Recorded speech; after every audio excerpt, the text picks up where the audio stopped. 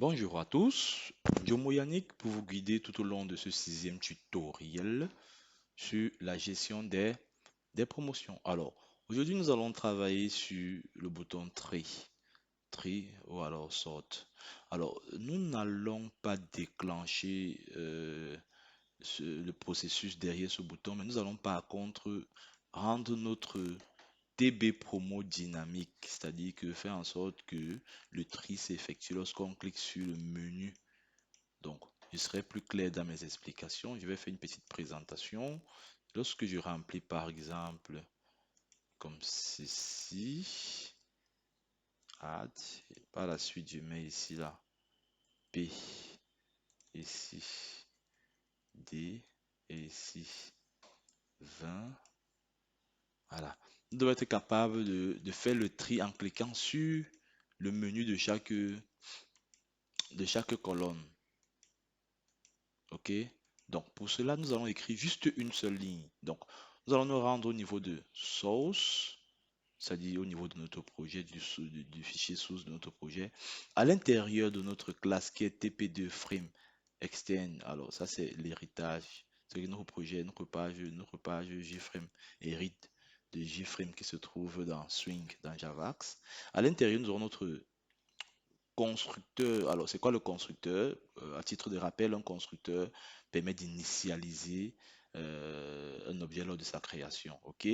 Donc, nous allons à l'intérieur de notre constructeur écrire une seule ligne.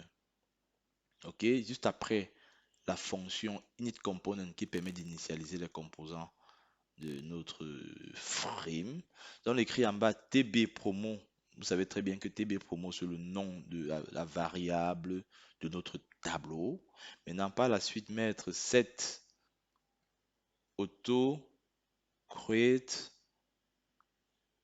house sorter. Donc, ça veut dire ici que nous allons automatiquement lancer un tri en passant le paramètre true pour dire que lorsqu'on va initialiser notre table, notre page, automatiquement TB promo qui est notre tableau doit être capable de lancer un tri, d'effectuer un tri en fonction de chaque ligne et de manière automatique. OK?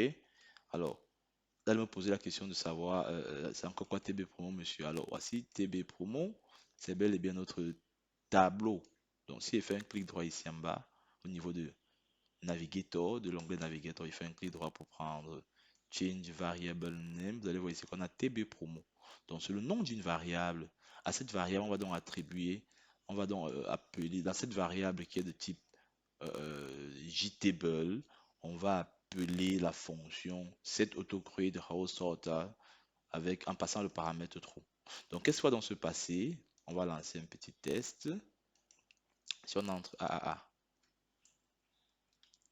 BBB 25, add, et après Z, C, 10, et ensuite P,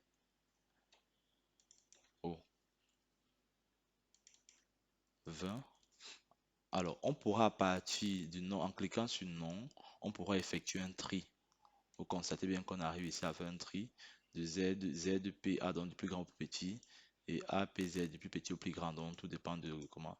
Alors, c'est pareil pour le prénom. Lorsqu'on clique sur le prénom, ça commence, ça range par ordre alphabétique, croissant ou décroissant en fonction de ce que nous on veut comme résultat. OK? Donc voilà un peu, c'est pareil pour lorsqu'on clique sur âge, ça range en fonction de l'âge. Donc voilà. En ce qui concerne le tri, c'était juste une seule ligne. Alors en ce qui concerne le tri pour le bouton, on va changer complètement pour n'est-ce pas, implémenter la fonction qui va nous permettre de supprimer une ligne. Donc pour cela, nous allons commencer par changer le nom. Edit text. On va changer le nom pour mettre supprimer. OK. Maintenant, après avoir changé le nom, on va changer le nom de la variable. Clic droit. Change variable name.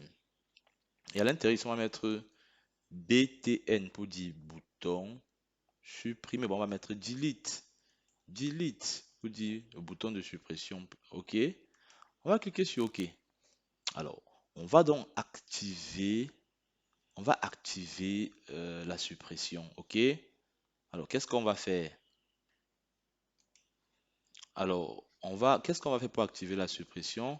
On va double-cliquer sur supprimer. Là, nous sommes dans bouton Delete Action Perform. Alors, on va simplement écrire notre fonction qui va nous permettre de supprimer. Pour cela, nous allons commencer par créer un default table model, c'est-à-dire un modèle qu'on va appeler TB modèle.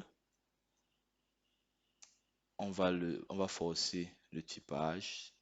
On va dire une sorte de cast default table modèle. Alors, l'objet là sera issu du modèle qui est dans TB promo. Donc, on va plutôt appeler get modèle qui est dans TB promo. Donc, c'est get modèle là. Ça veut dire on sait déjà d'office que TB modèle est de type default table, mais qui a été initialisé avec TB promo get modèle. OK? Comme pour dire que dans TB promo, il y a un get modèle et c'est son type. Donc, on va donc à l'intérieur faire une condition. La première condition sera, OK, if tb promo.get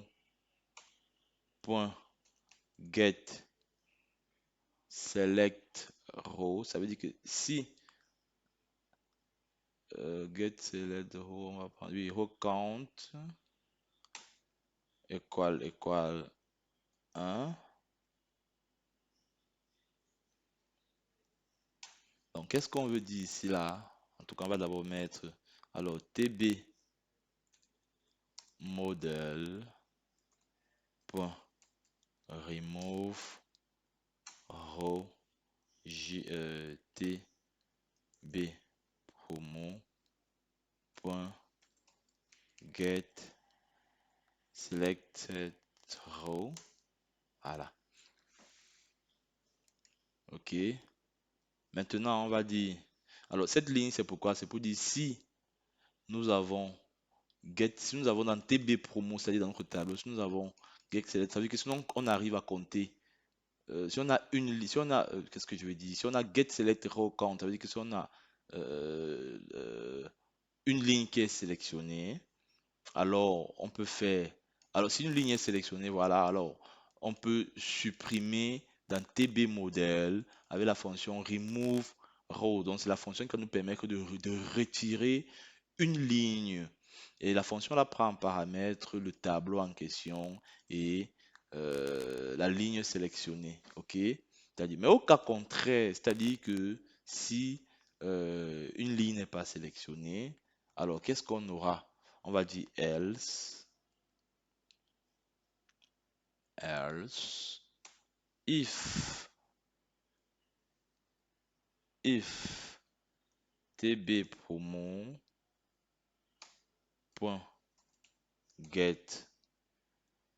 count équal 0.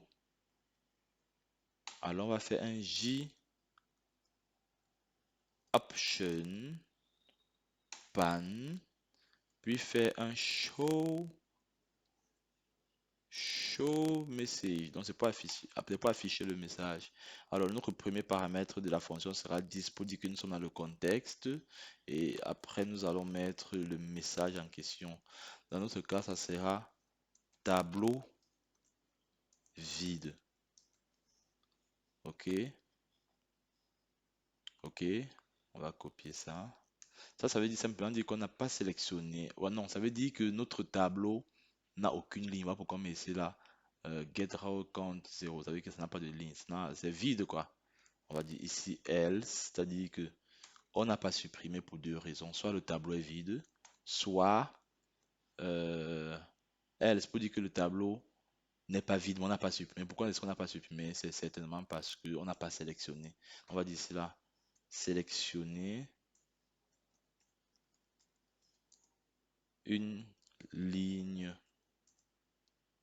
avant de supprimer. Voilà.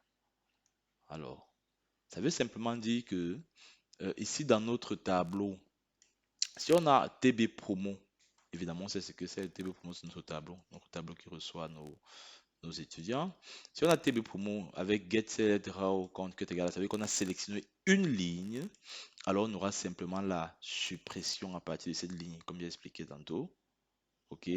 C'est-à-dire que dans notre modèle temporaire, on va enlever une ligne. Et la ligne là va prendre en paramètre la ligne sélectionnée. Au cas contraire, ça veut dire que si on n'a pas pu sélectionner, qu'est-ce qui s'est passé? Il y a deux éventualités. Soit db promo getRow est égal à 0, ça veut dire que notre tableau est vide. C'est-à-dire que lorsqu'on appelle la fonction getRow du tableau, ça veut dire que on demande la liste des lignes, on demande le total des lignes. Si le total est donc égal à 0, ça veut dire que le tableau est vide. Au cas contraire, alors on n'a pas sélectionné un élément. Ok, donc on va rapidement faire un test. Jomo, Yannick, 10 ans, on va dire 12 ans. Zhang, Fabrice, 20 ans. Olama, Olama Olivier,